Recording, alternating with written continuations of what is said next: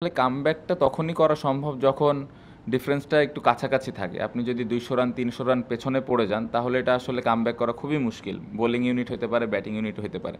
So এই জায়গাটাতে যদি দেখা যাচ্ছে ১০০ লিড পেয়েছে বা ৫০ লিড পেয়েছে অপোনেন্ট, ওইখান থেকে কামব্যাক করাটা সম্ভব বা বোলিংয়ের ক্ষেত্রেও সেম। সো এই দিক থেকে অনেক বেশি পেছনে পড়ে গেলে ফার্স্ট ইনিংসে ওখান থেকে ফেরত আসাটা খুবই ডিফিকাল্ট। ঘরোয়া ক্রিকেটে এ ধরনের চ্যালেঞ্জ খুব বেশি থাকে না।